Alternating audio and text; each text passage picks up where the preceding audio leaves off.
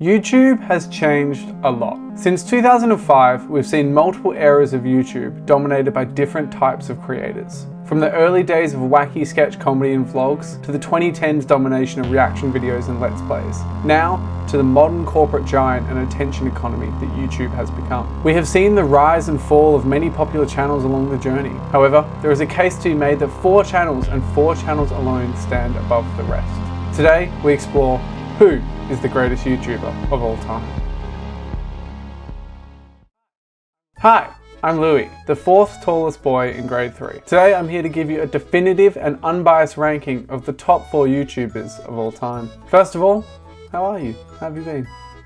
People are talking about you, you know?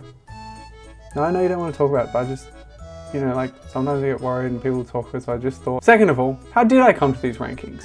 Great question. I'm glad you asked. There are 4 determining factors at play when determining who is the greatest YouTuber of all time. Number 1, longevity. How long have they been around? How many videos have they made? Number 2, popularity. How many subscribers? How many views? Have they always been popular? Were they just popular for a short amount of time? Number 3, impact and influence. How much has their content been copied? How much did they shape the culture of YouTube? And are they still present in YouTube culture? And lastly, number 4, and the most important ranking, do I like them? Am I subscribed to them? Would I want to give them a hug?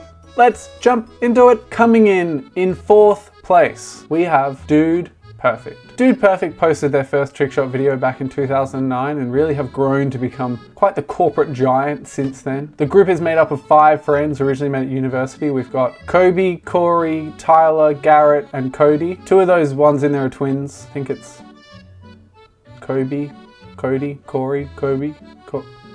One of them are twins. They really aim at sort of a family, kid-friendly dynamic. I mean, it's pretty simple, right? It's a trick shot channel that have now evolved into doing kind of challenges and all kind of sports-related content. They've expanded into merchandise, live shows, there's an app. They collaborate with some of the biggest athletes on the planet. Look, it's pretty straightforward. They've been doing it for a long time. Some of their videos are pretty crazy. The budgets they've gotten out to work with has gotten extremely big. Longevity, tick. Popularity, tick. They have 61 million subscribers, which is, you know, nothing to scoff at. In terms of number 3 and their influence and their impact on culture, like I think so. Trick shots and that sort of sport challenge related content has always existed on YouTube, and these guys have always led it from the very start since, what was it, 2009. I wouldn't say they like dominate the face of YouTube, but undeniably they're the best at what they do. They've been around forever. They're super popular and they will continue to be. I feel like you couldn't really take what they do any bigger or do it any better than what they do it. They're a main staple of YouTube. They've been around forever and they will continue to be. Number 4, do I subscribe to them? Do I like them? Like, not really. Like, I don't dislike them. I don't know, like, kind of like put the ball in the hole, right? And there's only so many times you can watch the ball go in the hole and be like,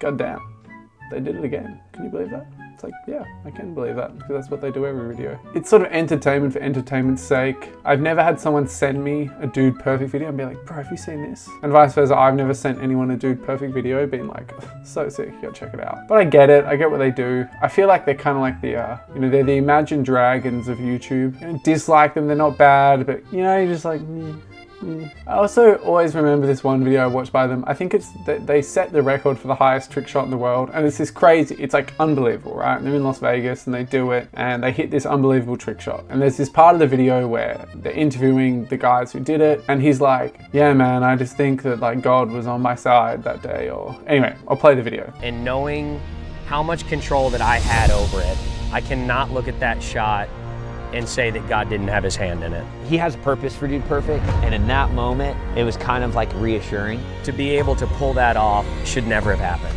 It made me feel like, for some reason, God's just not done with Dude Perfect yet. And I was like, really? You think God is helping YouTubers make trick shots? Maybe he is, but if he is, then I'm kind of confused as to what's the goal here? Is God meddling in the affairs of trick shots rather than some of the other stuff that's going on in the world? Anyway, I'm not trying to turn this into a religious thing, but I just thought that was always quite a funny thing that stood in my mind, so I don't really know why I brought this up, but man. Number 3, Mark Rober. Mark Rober is a former NASA and Apple engineer turned into now content creator and educator. His videos predominantly focus on engineering and science related topics, and I guess you could say it is sort of aimed at kids. However, I think it's always been pretty family friendly and adult friendly content as well. It sort of appeals to everyone. He's been posting since 2012 when he started out with sort of his ideas around creating cool costumes using iPads, and since then he's grown to sort of making a whole wider range of things. He had those glitter bomb traps which were really popular for a while, the squirrel obstacle course. His videos are super well made. There's often a fine line where you find some of them are more entertaining and some of them more educational, but they always toe a pretty good line between the two and they're pretty engaging. He started that movement Crunch Labs, which is, you know, all about design, getting kids into engineering and science, and I think it's just an awesome idea. Longevity, tick, he's been doing it since about 2012. Popularity, tick, he's got 68 million subscribers. Influence, I think so. He's probably once again the best at what he does, and he features in a lot of the prominent front page of the culture. He's sort of is that main staple of educational science content, I'd say, that's friendly to all. My personal opinion,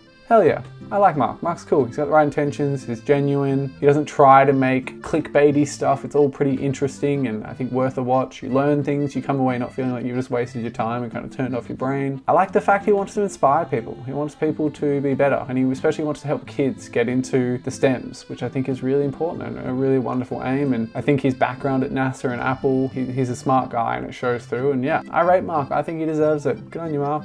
I know you're watching this, so you know what? Don't listen to what they say about you. I like you. Handsome guy. Okay, we're getting into the top two now, and I think you probably can guess who the two remaining candidates are. So just before I jump in, I wanted to give some honourable mentions. These are people who have really influenced YouTube and are probably the best at what they do in their own fields, but for one reason or another, I haven't put them in this list. It's usually because they were popular for a period of time and have since dropped off, or they just haven't quite seen the success and widespread appeal of some of these other channels we're talking about today. But I'd love to hear who I've missed. Who do you think should be on this list? There's good arguments for people being on here and not being on here, but I think the top four is pretty solid. And then this next list is a lot more debatable. So let me know, who have I missed? Put it down in the comments. Who should be up here? Who's had a bigger influence on YouTube than people really recognize? Okay, coming in at number 2, mrbeast. Now, I don't have to say much here. You know who he is. You know what he's done. You've seen his face everywhere. He's kind of become Mr. YouTube. He's the most successful YouTuber since, was it 2018, I think it is? mrbeast, aka Jimmy Donaldson, is the revolutionary man that has changed the business model and the way people approach YouTube. He's known for his high budget stunts, philanthropic giveaways, and challenge-based content. mrbeast games, Squid Game, that sort of thing was his big thing. I trap people in a room for 1,000 days, or, you know, the last person to stop touching this car gets the Lamborghini. You've seen it. He makes super quick cut, attention grabbing, ultimate engagement content that is just like dopamine fueled addictiveness. He started uploading in 2012 through a variety of challenges and other content to eventually build to around, it was 2018, 2019 where he just exploded in content. He's now the most subscribed channel on YouTube, the most subscribed channel ever, the most viewed channel ever, with no looks of slowing down, or if anything, he's constantly scaling up his content and putting in more ideas. Everyone on YouTube copies him now. Apparently if you put mrbeast in your thumbnail or in your title, all these kids just seem to have some kind of euphoric orgasm that they just can't help but click on the video if they see Jimmy's face. So it seems to be working for everyone. You've got pretty much whole channels dedicated to talking about his philosophy and approach to YouTube. It's quite an interesting little vibe they've got down there. If you read the comments on his videos, it's sort of this like circle jerk of praise, like this weird cult-like praise of Jimmy that he's like saving the world. It's kind of, I don't know, he seems like a pretty normal dude. Longevity, yep, he's been doing it since 2012 and the last 5 years have really been his. Popularity, undeniable, he's number 1, right? The most subscribed ever, the most viewed ever. Influence,